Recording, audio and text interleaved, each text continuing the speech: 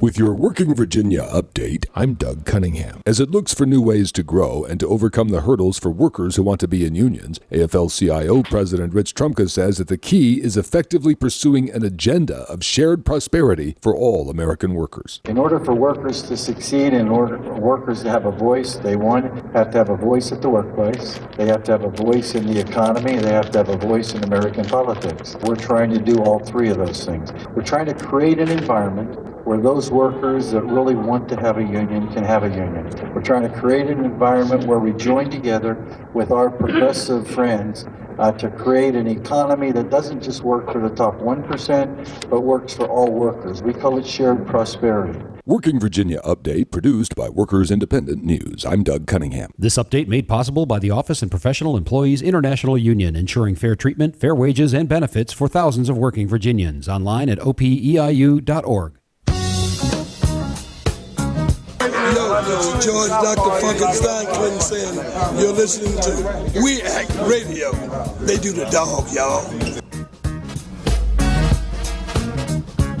What's up, everybody? This is Frank Knuckles from the legendary Roots Crew, and you're listening to right now We Act Radio. Stay tuned, stay locked. Where else will you get the most current information on game changers? Design thinkers and well-known innovators. In-depth interviews from visionaries, trendsetters, from science to food to entertainment. On the Behind the Mind radio show. We Act Radio, 1480 AM, 11 a.m. to 12 p.m. every Friday. Join me, your host, Karen Baker. And me, Anthony Leonard. We'll talk about design, innovation, and culture. Think different about design. Behind the Mind radio show. All right. We Act Radio, Behind the Mind. We want to hear from people that find the time to think and create these fine designs and then turn them into real product lines. So call us up, Behind the Mind. We want to hear from people that find the time to think and create these fine designs and then turn them into real product lines. So call us up now. Welcome, everyone. Welcome everyone. Welcome to Behind the Mind radio show on React Radio, 1480 AM, powered by Ethical Electric. I tell you, I always, live radio. It's a trip, to say the least. It is. You have to really be on your toes, I tell you. And prepared. Wow. But, I know a lot of people are excited because today we're going to have co-author Tim Clark of Business Model Generation and now Business Model U. We love this book. Yeah. The original book, this book, both of them, we love it. Yeah, we had to use this book. It was first introduced to both of us through SCAD at the design management degree. But a lot of people know about this book. And when I even gave it to other people who are trainers or people in communications and marketing, it was like, oh my God, this is what I've been looking for forever. Because it helps you craft your craft in a way. It does. If you think about it like that. It does. It's amazing. Just going back to the business model generation, it goes into how to generate a solid business model. From that, we go into Business Model U, and it makes it, like I said on Facebook yesterday, it internalizes the business model and makes yourself a commodity. Yeah, and really, initially using the book for the business model canvas, and even doing something like a journey map. Right. You look at it and you would say, okay, could I actually use this for myself? And then here we go. Here's a book. Yep. And as soon as I found out about it, I was like, oh my God, we have to have Tim Clark on the show. And he said, yes, thank you, Tim. Yeah, absolutely. And he's holding online. We're going to be bringing him on in just a little bit as well. But, the tools in the book, if you are in transition, they're excellent. I think also if you just want to elevate your game, it's another key thing that you can use as well too. I'm a big fan of this whole Holland 6 tendencies. It just narrowed down really quickly who I am. So the tools in this book are just incredible. It's It sold almost 1 million copies in combination. It's in 26 different languages, which is impressive. Yeah. Impressive. And Tim is just all over the world. I think he hit me Monday and he was in Budapest. I mean, he's just all over the world. Now he's back home, and then I think he's going somewhere else soon. Yeah. So he's nice and cozy and going to be able to, you're going to feel like you got a lesson in the business model when you listen to this hour of Behind the Mind radio show. So we're going to jump in real quick to the idea of the week before we go to break and get to Tim. But, there's some interesting things on Kickstarter. And one of them is this thing called Baron Fig, which is they want to basically take a sketchbook and a notebook for thinkers and simplify it. Okay. And it's interesting because they are 6 days away from meeting their goal. They had a goal of 135,000 in order to do this, and they're at 126.7 is what they're at as well. But when you read through it, I'd be interested for them to give me a little more insight, because when you read through it, I'm trying to really be clear on what makes it so different from a sketchbook that you pick up. Maybe it's just me. I don't know. I'm showing Anthony this at the same time, too. I even did the play. But, when you look at it, they're just writing. Okay, so it opens flat. Well, that's one thing that I see. Right. Oh, whoa. Okay, so we're live. Hey. So it opens flatter than your normal sketchbook. Okay, got it. I always need backup over here. Let's see. Smart. Blank so it rule does. And dot grid. Okay. Smart dimensions. Okay, I see how, but I don't see the benefit of it. Yeah, that's what I want to know. But a lot of people put their money behind it. So, I need to be clear on the benefit of it. So if you are with Baron Fig, send us a Twitter message and tell us the uniqueness of this, because I would love to have you on. And I really want to promote it. Yeah. Because, when you talk about thinkers, creative people, we're always sketching. I started using whiteboards on my tablet, per a friend referring us to that, and I'm just trying to figure out, how could we use this better? And so they are have expensive, too. $20. $20 for one. Right. So, it comes in blank, dot, or gridded or ruled. Yeah, so, yeah. I see the point of that for me being an artist. Right. You have points of reference you can use that for. But, so maybe it makes it so that it gives you more of a technical angle to a sketchbook. Yeah.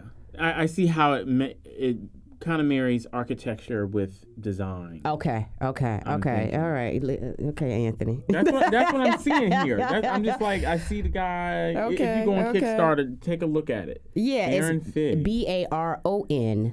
And an FIG. So take a look at it, because they're 6 days from their goal, and I think they'll meet their goal. They're real close. They're real close. So they're obviously doing something right. Which is great. So we're going to go to break, and when we come back, we'll go into this in-depth conversation with Tim Clark. We're not even going to break after we get back. We're going to give Tim all the way through after 40 minutes of just straight business model generation. We'll be back. We're excited.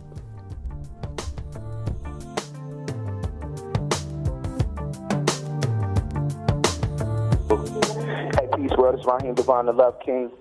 The album, a place called Loveland, is coming extremely soon. Listen out for that.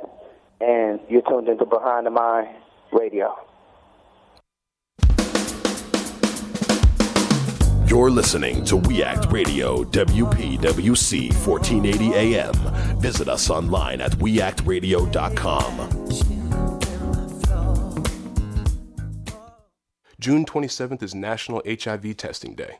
HIV testing is fast, painless, and often free. I've been tested for HIV. I've been tested for HIV. Have you? To find an HIV testing center near you, visit greaterthan.org. Do you have a case of the sagging acne?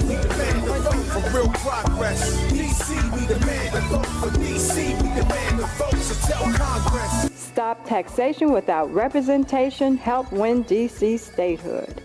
The DC Statehood Survey Campaign starts June 26 on the National Mall, so please volunteer now by calling 202-232-2500 or send an email to standup_freedc@yahoo.com or go to freedc.org. Stop taxation without representation. Help win DC statehood. DC, we demand a vote for real progress. DC, we demand a vote for DC. We demand a vote, so tell Congress. So, this is Jason Orr from Funk Jazz Cafe Arts and Music Festival and Soul of Earth, the group. You're listening to Behind the Mind. If you want to know more about us, check us out at funkjazzcafe.com, FUNKJAZZKAFE, not a C.com. Does your child have difficulty controlling their anger or a history of academic failure in school? Options Public Charter School offers a therapeutic learning environment with small classroom sizes and on-site counseling services to help students succeed. Options PCS is now enrolling grades 5 through 11 for the upcoming school year. For more information, call Options PCS today at 202-547-1028. Options Public Charter School. Exceptional education for exceptional students.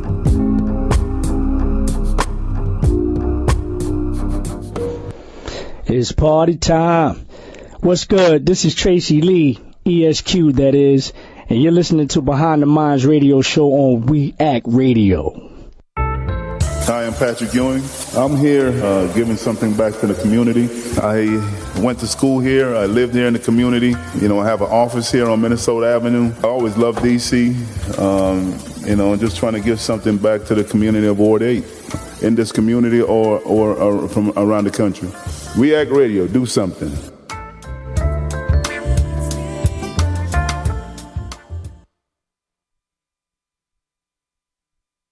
We Act Radio, powered by Ethical Electric. Do something.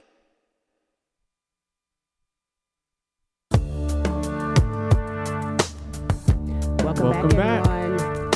You're listening to Behind the Mind Radio Show. I'm Karen Baker. And I'm Anthony Leonard. And I think we have Tim Clark on the line with us. Business Model U. I'm here. Hey, Tim. Hey, good morning. Good morning. How are you? Hey, I'm great. Thank you so much for having me. Good. We're excited, and everyone's excited. Yes, we are very excited to have you on. So let's get started. Well, and yeah, please do. So what led you to write the Business Model U right after Business Model Generation? Well, while I was working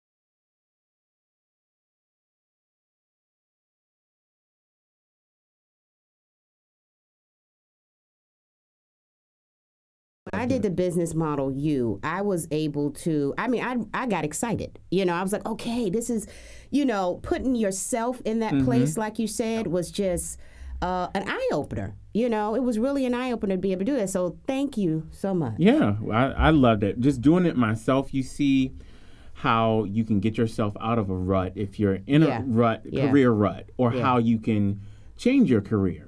And out especially of the with us things you love just to finishing do. up school, it's key. Exactly. It's key. It's great. Well, you know, we all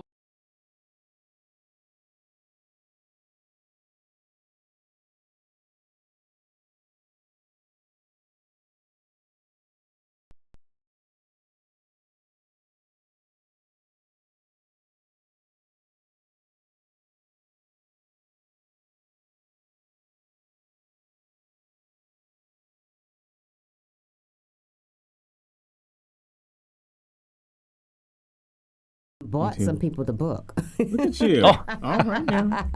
What's that? Yeah, I was like, you need this. You need it. You need help.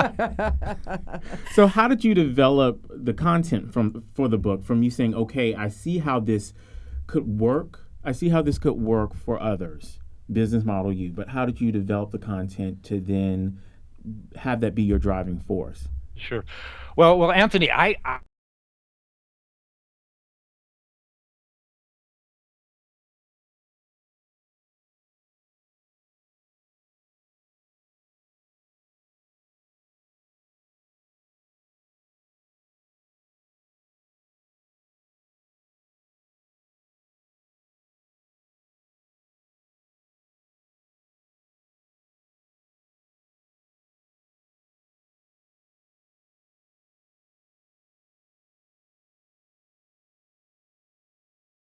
well, how can I be a career counselor if I've never actually done anything?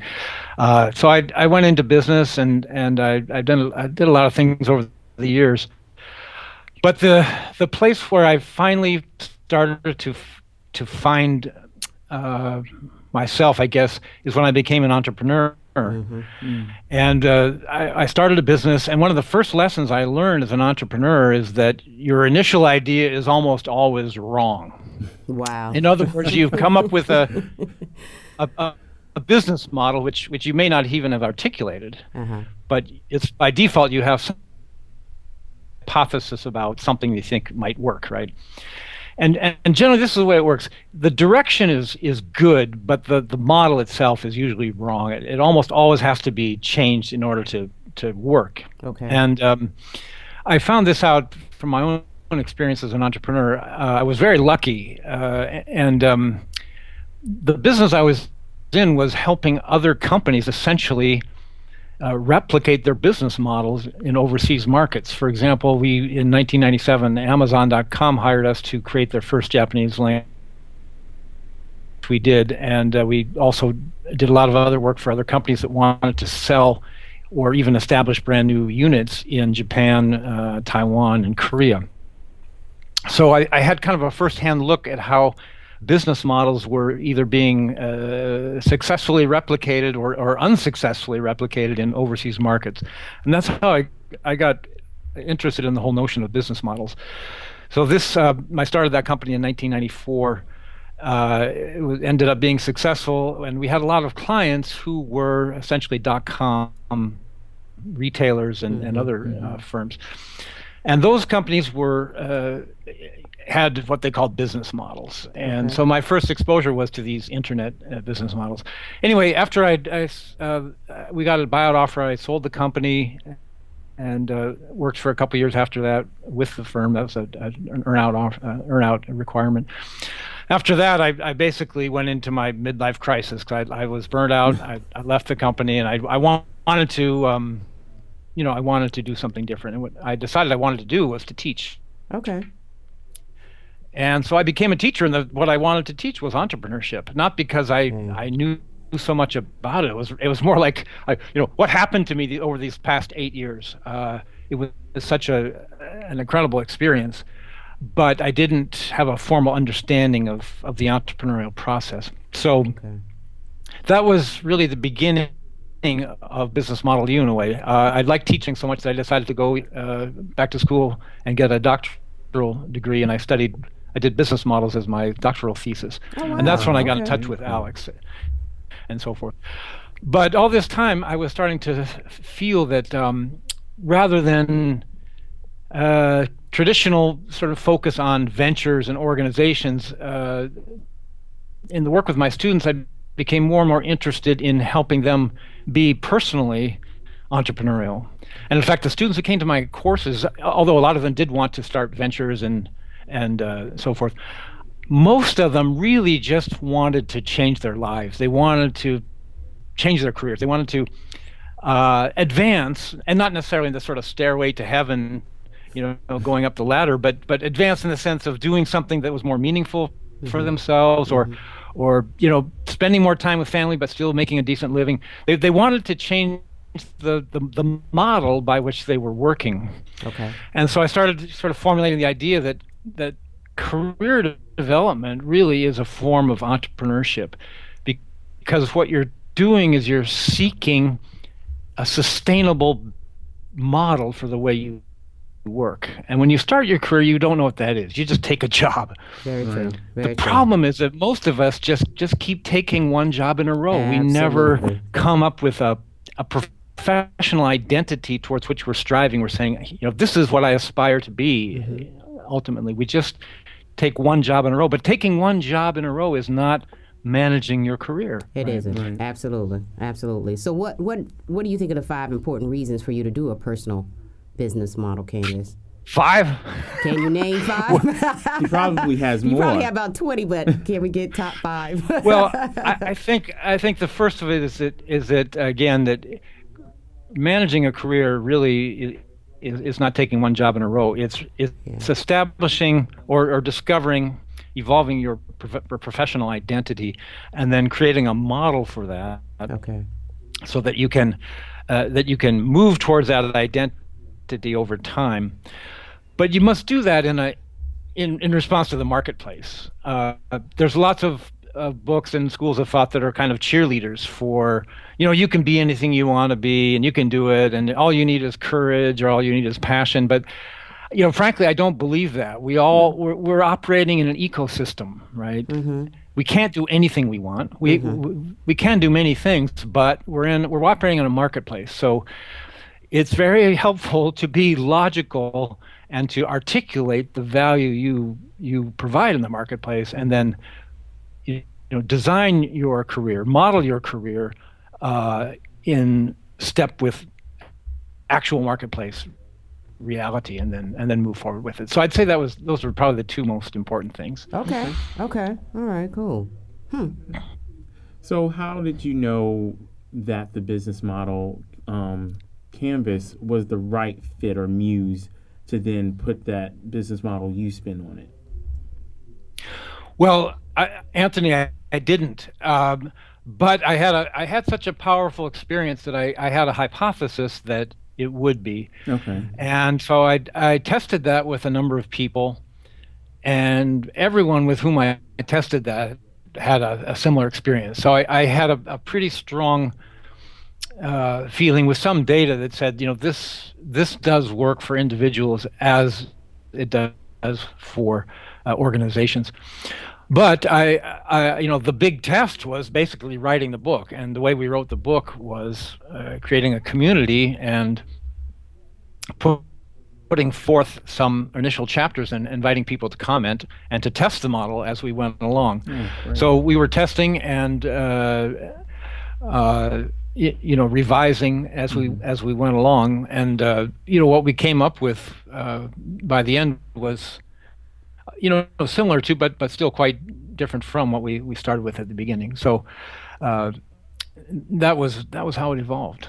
Okay. Well, in doing the business model canvas for yourself personally, is your suggestion that, okay, so you have the book, do you just start from page 1 and move forward? Because that's what I did. I just followed the book. But if someone's some people, don't want to follow a book. But do you? Sure. Would they just jump into doing? Or where would they go? Yeah, where would they go if they say, okay, I have this book, but I'm not a reader. I'm not reading all I don't of want to it. do anything else self-help, which you hear people say, Absolutely. Do they just jump in? It's a great question, and I think it really depends on your stage of life. Okay. If you're a student, you don't have a lot of full-time work experience, you still may want to do quite a bit of self-discovery, then you might want to start right at the beginning. If you're a mid-career professional and you're looking to make a change or even to reinvent how you work, you might want to jump in straight in with the canvas, because you can just take the canvas and you can draw a diagram of where you're at today. Here are my activities, these are the value I create, here are my customers, these are the channels. And you may have a pretty good self-knowledge at that point, so you don't necessarily need to go back and do a lot of the self-discovery exercises. I took it in sequence on the assumption that people were doing kind of a pretty from the ground up reinvention, and that they may want to start from the very beginning. But certainly you can jump in wherever it makes sense. Okay. All right. So, with that said, then, do you think that the book is just for people in transition or feeling stuck where they are, or what? Well, I think it's particularly helpful for people who feel stuck or in transition, or they're not getting the traction they want, or external forces are forcing a change on them. Industries consolidating and so forth, or the company they're in, the organization they're with is declining. On the other hand, I think it's also useful for students or people who are just starting out in their careers to get a sense that you don't plan a career, you model a career. Right. Excellent point. You test it. You're testing things, and you're going to make iterations as you go along. But you want to do that with the idea again that you're not just taking one job in a row, this sort of sequential, rocket launch and bonk, and then you land on planet job and you suck all the oxygen out of the air and then you die. Okay, got to relaunch again. You really want to be kind of orbiting this career universe in a new way. The other thing I'd say, though, is that it's really important that we all realize that what we're trying to learn here is the skill of modeling. We're not trying to come up with the right model and then we're going to execute on that model for the rest of our lives. Because we all know, and especially coming from a design background, that the shelf life of an organizational business model is getting shorter and shorter and shorter, right? Yep. And therefore, the shelf life of a personal business model is getting shorter and shorter and shorter. So the book is not just for people who are stuck, but for people who have a good professional identity in mind, but they see that changes are coming and becoming aware of trends that are going to affect their careers and proactively planning, modeling now so that they can make the changes that are sure to come in the future. Do you think, based on, you continue to travel to do workshops, do you think initially when people start into your workshops, do they get the fact of the modeling, or do more people turn around and just keep going job to job? Is that the higher percentage of what you see? Or because, when people come to your class, they already have the knowledge, I'm ready to change. Right.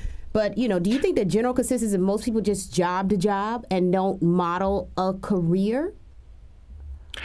Karen, I think that most of us, and I was like this too, do go from job to job. Okay. And, over time, for me, I gravitated towards teaching, writing and teaching over time. And that, naturally you do graduate towards those things. Hopefully it doesn't take you 30 years, though. Hopefully you can try to gravitate a little more quickly. So, but I think that most of us develop our careers by default. And in other words, this happens, and I got lucky, or I found this job from whatever. It's really chance or serendipity or just sort of the default. And I'm not saying that we can control the universe and do exactly what we want at all times, but I do believe that most people, this is how most of us do develop our careers, and that's not real career management. Not that we can always manage everything perfectly, but we can be much more logical or intentional about how we drive our careers forward. So yes, most of the people who do come to the workshops are still in that mode, but they recognize that this has got to stop. Right, exactly. I've got to become intentional, and that's why I'm here. And that's why they're there, exactly. Yeah. So how and why did you come up with the Lifeline Discovery tool? Well, I didn't, Anthony. That was contributed by Denise Taylor, who's a wonderful career counselor and psychologist in the UK. Okay. So and I'm not sure where she got it. I think it's a tool that's used widely by professional career counselors. Okay. But I really liked that one because it's not just this sort of navel gazing. It's not this sort of introspection. It's a way to explicate. In other words, get things out of your mind and get them onto paper and onto a permanent place where you can now share them with other people.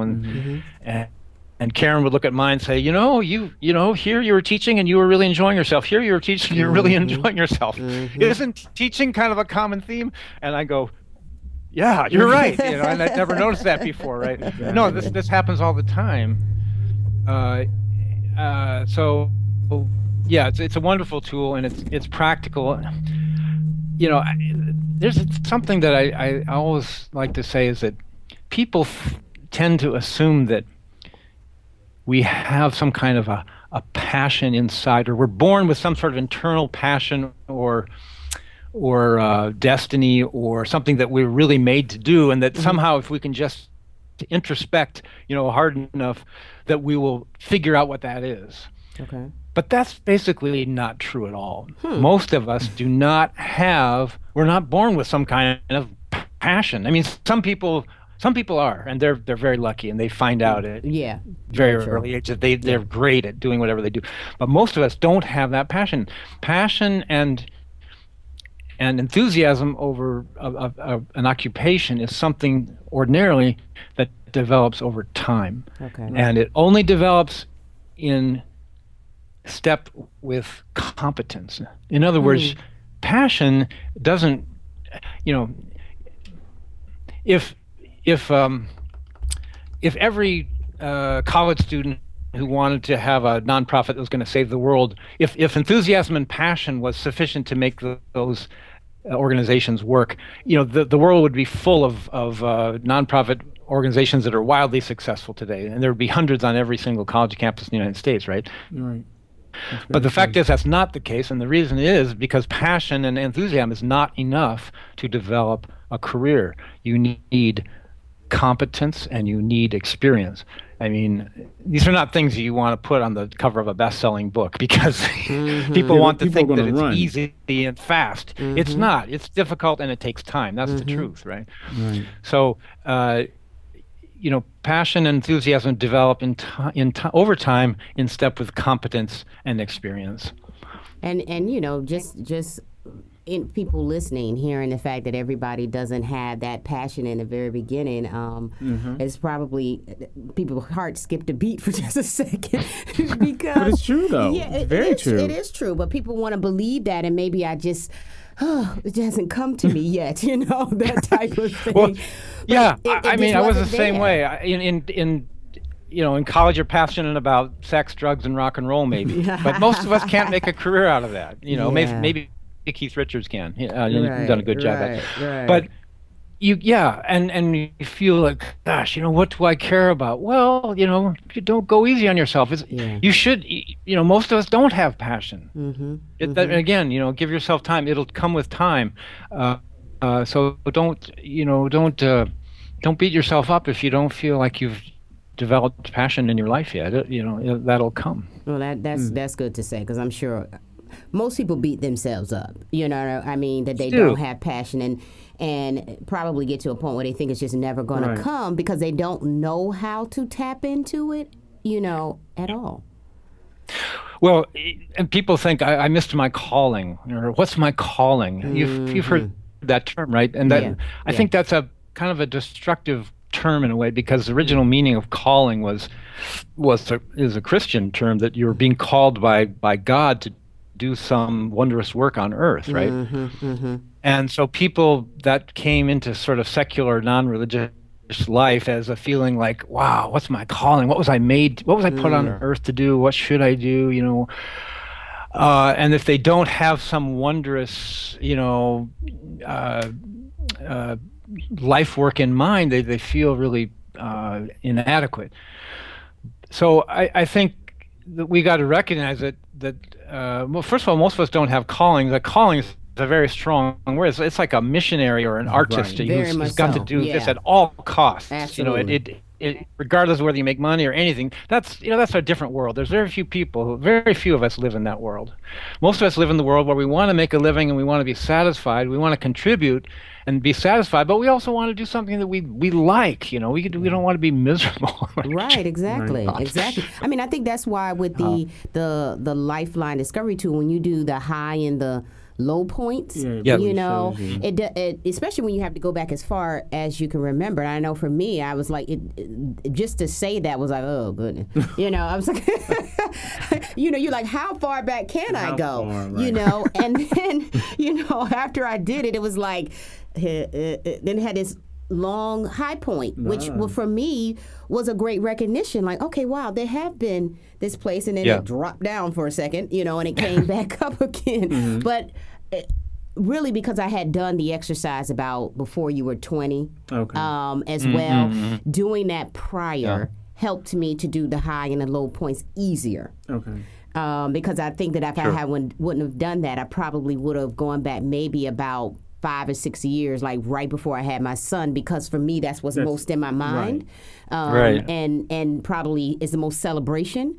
So I think, even for people who, you're picking up the book, I think that if you start there with the tools, then that will help you. It helped transition through the book easiest. The Lifeline Discovery would be a great place to start for anybody anybody really, because and the other thing that you bring out, Karen, I think, is that we all need more feedback.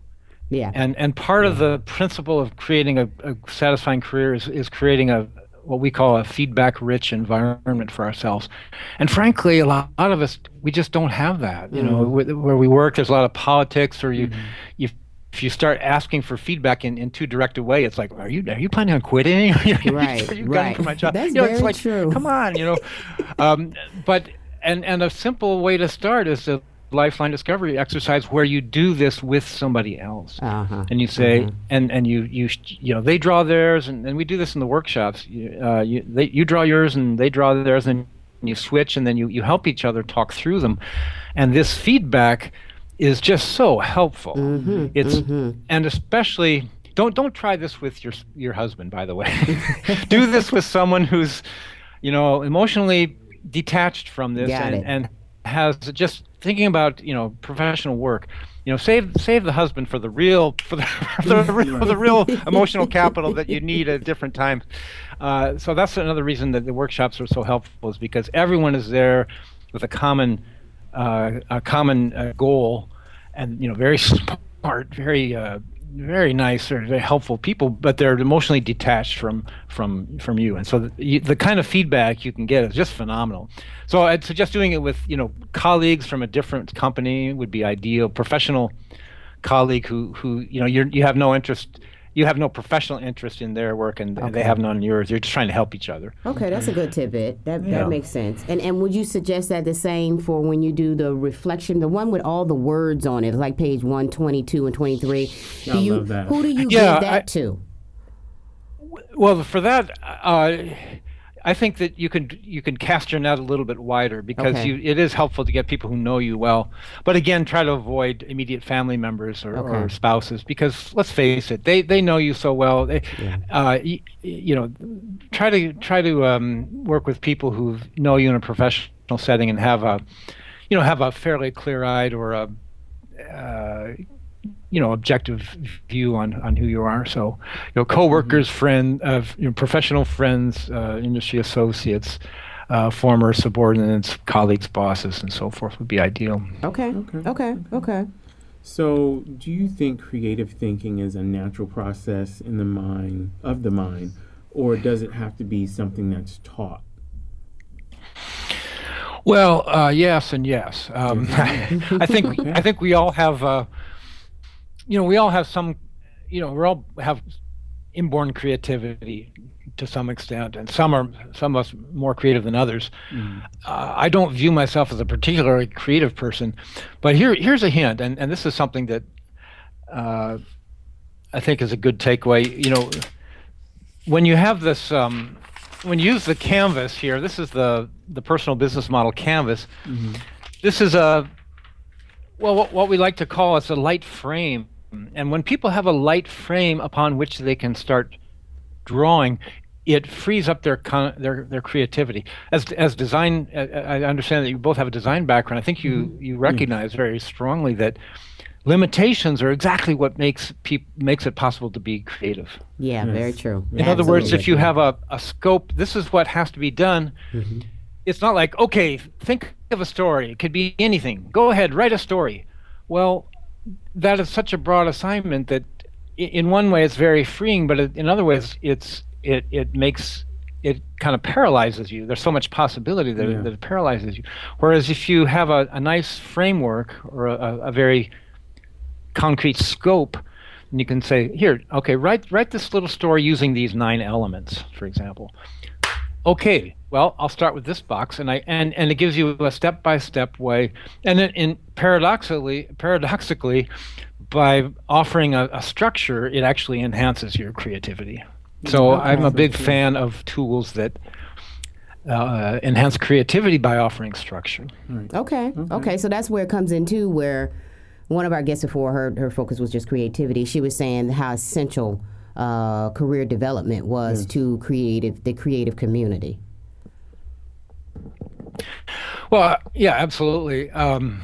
Again, we're all constantly developing our careers in different ways, and we never know how they're going to evolve. There's a lot of serendipity and chance and just circumstance that goes into a career development.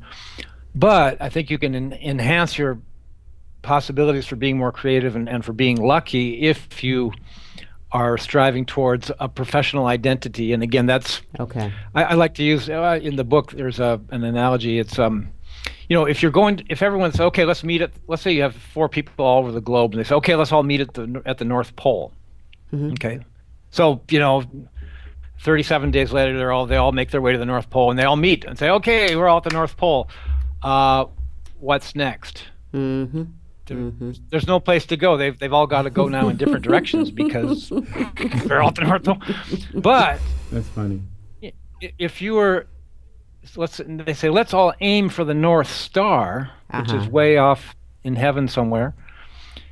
Let's all aim for the North Star, and that can align our directions. Then you're never gonna get there, right? Because it's just a direction. You can never travel all the way to the North Star. But it's a constant alignment. It's not a destination that you're going to reach, and then there's nowhere else to go. It's like this constant guiding direction. That's your professional identity. That's what you want to strive for. Okay. So if you can establish that's going to help your creativity and your career. I never thought about it. Yeah, that's interesting. I mean, it's a good, the story really helped it too, because I'm a visual person. So I was like, okay, the story. Yeah, absolutely. That's interesting though. Very. Because I know for me, just you two coming from a design background, we like loose structure.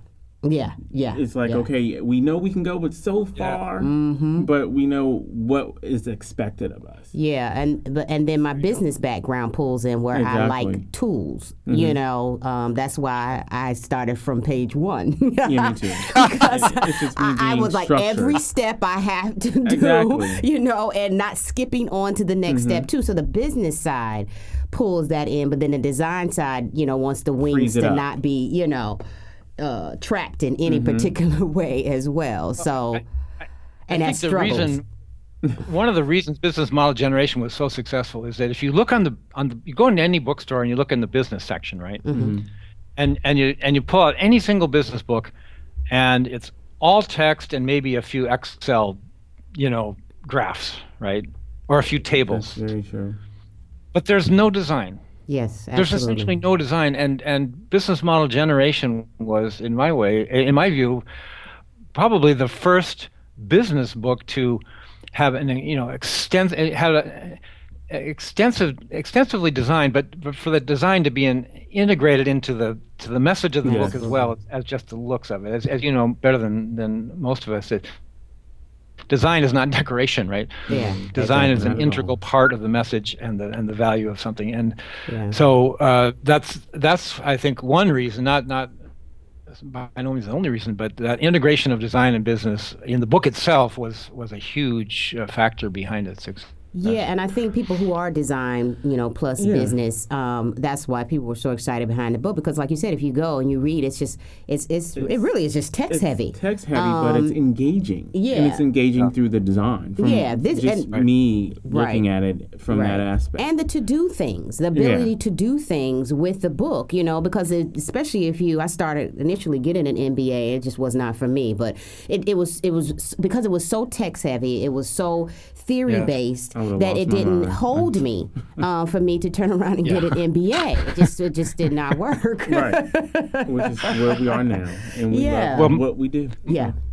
Well, my ears are burning because I did get an MBA. It took me 6 years to get through that course. See, that's what would have happened to me too. See, it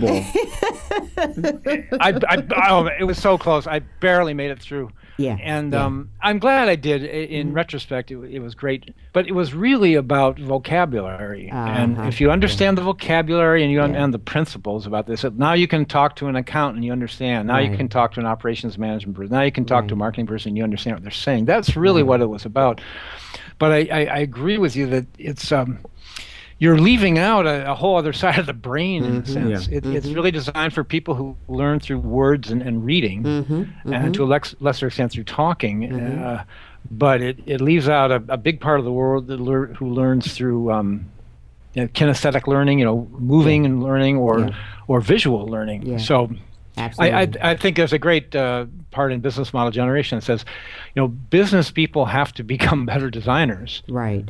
And designers have to become better business people. Absolutely, Yes. absolutely. That's the great balance, of the two. So, but let me remind people, if you have any questions, you can call us at 202-889-9797, or you can send a Twitter message at BTM Radio Show or Facebook at Behind the Mind Radio Show. But someone did have a question for you. Her question was, it's Michelle. She wanted to know, how do you now use that personal business model canvas to generate business? She's a business owner, and she's like, this is key for her.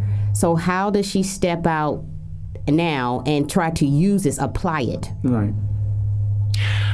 Yeah, that's a great question, and that's I think the next extension of the methodology is really around that fourth phase that we talk about in the book, which is ACT. Okay. And ACT is basically where you start with draw. Draw is phase number one. That's where you draw your model today, and it's like a self-assessment. Where am I now? The second phase is to reflect, and then you look at you look at where you are now and reflect on that, and get some insight on where you want to be. Third is revise, and that's where you start creating different hypotheses or different possibilities, generating a bunch of different models that you think might work for yourself. Then we get to ACT, and ACT is really it's where you pick one of the hypotheses, one model you really like. This is what I want to do, and you go out and test that model in the market. Okay. So this is analogous to Steve Blank's customer development phase. And Steve Blank is one of the leading thinkers on entrepreneurship, and his work is brilliant. But here's where you go out and test that hypothesis in the marketplace. And what that means basically is you go and you talk to prospective customers or with actual customers, and you share what you're looking at, or you otherwise elicit from them what their problems are, what their needs are, what trends or issues or needs, problems they're facing, and then see if your value proposition, what you're offering, is a match or not. Okay. So that's basically it's this iterative process of taking this hypothesis and testing it in the marketplace. Okay. And as a business owner, I'm sure she's familiar with that. But I think if you can take a kind of a formal approach to this, it's very helpful. And I would recommend Steve Blank's work as a great guide for that, and doing that on an organizational basis.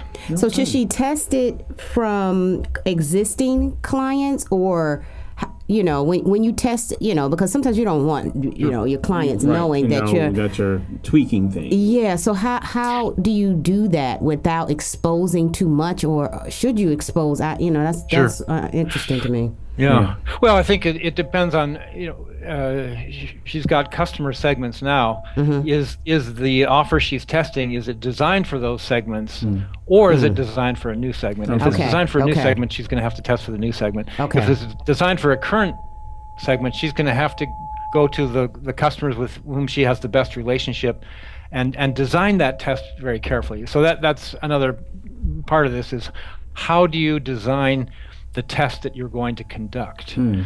And when Steve Blank talks about this, and a lot of the businesses he deals with are software and web-based, and those kinds of tests can be very discreet and clear-cut and clean, because you put up a web page, see how many of this you get, blah blah blah. Right, exactly. That's if you're in a service business that's not all web-based, it can become it's very challenging. It's not an easy thing to do. So. Yeah. Okay. Cool. So what would testing that look like? What would you, just as an example, how would Michelle test her business model? What kind of business is she in? Marketing, communications, and the art scene, art and culture. Yes. I see. Okay. Well, so she may have a hypothesis that, a certain form of social media and a certain type of message within a certain form of social media could be very effective in acquiring new customers or sponsors for let's say a certain type of exhibition or whatever. Okay. So one thing she might do is go to a current customer and say, look, I've got this. I have this hypothesis that I want to test, and here's what it is. I believe that that this, if we do these kinds of placements in these kind of media, that we could try some, that we might be able to really generate some traction in this area. Okay. Would you be willing with me to test this? And what I'll commit for you is to do this test at half my regular rates. And then you would just agree to buy, to do this spend on these certain ads. Okay. That would be the most direct form of testing. But to be really honest and upfront with your client, and say, this is something we can try together. Okay, that's good. Okay, that makes sense. Yeah, because I was worried about, like, how would you do it without giving the client too much risk? And you just said that, like, cutting your rate. So, right. Yeah, okay. Okay, did you hear that, Michelle? I hope you're listening. And by the way, if you would like the Russian version of a business model, I'd like to promote it right here on the show. Yeah. Well, there you go. So, all right. Perfect. Wonderful. Absolutely. Yeah. So we were tweeting out the Holland 6 tendencies because that's my favorite. Yay. We love them. Yeah, I scored. We have to talk about those. 19 in the artistic category. Everything else was like 7 and 5. I'm just gonna put my business out there for just a second. Mine's I could see. Yeah. Go ahead. Yeah. I don't know. Yeah, it was 19. Well, John Holland, I was surprised too, though. I didn't know it was going to be that. You know what I'm saying? That high either. Mine's was bad too. So. Yours was in high and then above 15 as well. As far as the artistic, it was 20. Okay. It was 20, okay. and then I was like 6s everywhere else. Okay. So. Okay. I'm a 0 in the realistic conventional. Wow. And I was like, huh? Conventional. She even wrote in hers. You got to show them. I mean, because I have been in business so long and have, next was my creativity portion. So it really lets me know how I have shifted since going to SCAD. It has, totally has done a shift for me. And I think it's always been there, don't get me wrong, but for 18 of the years, I've been so business marketing focused. And then second, the design supported it, that, it was interesting to me to see the conventional, like bookkeeper and all that other stuff that I know that I do, just kind of go to 0. Sure. I know for me it's the opposite. I've been in the artistic background, and now I'm in an art director artistic background, and now I'm trying to do all that bookkeeping and all that. So it's just like I'm trying to creep back up to where she is. Right. So yeah. That's interesting. It was a good tool. Well, for listeners who aren't familiar with John Holland was a very influential psychologist, and he made a statement that he's one of these guys. He came up with this amazing insight, and it's such a simple idea, but as soon as he expressed it, everyone understood that it is intuitively obvious and absolutely true. And the idea is that careers are an expression of personality in exactly the same way that our hobbies are an expression of personality, our friends who we choose as friends is an expression of personality, our spouses who we come together with as spouses are an expression of personality, the foods we like and so forth. And that seems so incredibly obvious, but it wasn't, and that has a lot of implications. And one of the implications is that you need to be in a workspace that's compatible with that personality. Exactly. Yeah. And when you think about a workspace, what is a workspace made up of? Well, it's basically made up of other people, right? Yeah. Right? Yeah. And so if you're, and not to generalize, but it's essentially, largely true that, people who work in insurance companies and banks tend to be conventional, have this conventional bent to their personality. They like order and rules and convention and for things to be orderly and so forth. if you're a creative person, you're not going to be happy working in a bank and an insurance company. Okay, this sounds just so incredibly obvious, but and anyway, he came up with these 6 personality tendencies, and again, they're not types. They're just 6 sort of tendencies we all have. It's conventional, enterprising, social, artistic, conventional, investigative, realistic, and everyone has a mix of those traits, but some of them are more predominant than others. So, Karen, you're a 20 and you're artistic. Anthony, same. My biggest one is enterprising, but artistic is right after that. I'm a 10 on enterprising, which means being like a entrepreneur or in sales and leadership and so forth.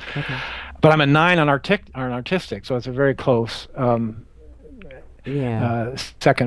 second one for me. And it sounds like you've gotten to a point of good balance too. Yeah. So.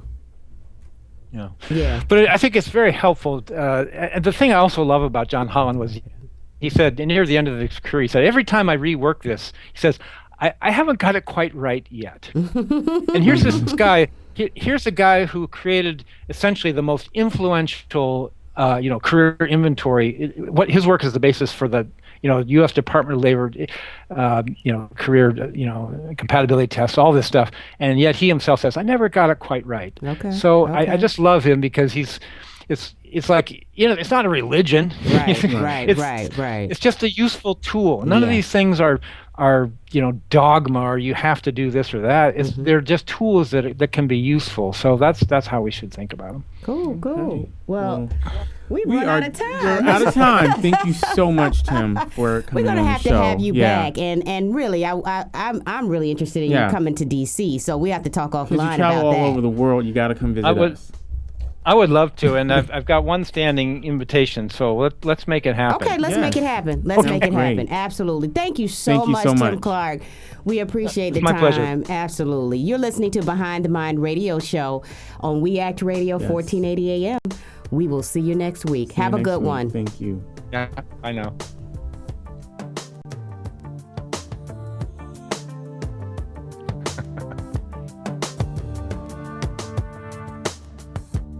We Act Radio, Behind the Mind. We want to hear from people that find the time to think and create these fine designs and then turn them into real product lines. So call us. Where else will you get the most current information on game changers? Design thinkers and well-known innovators. In-depth interviews from visionaries, trendsetters, from science to food to entertainment. On the Behind the Mind Radio Show. We Act Radio, 1480 AM, 11 AM to 12 PM every Friday. Join me, your host, Karen Baker. And me, Anthony Leonard. We'll talk about design, innovation, and culture. Think different about design. Behind the Mind Radio Show.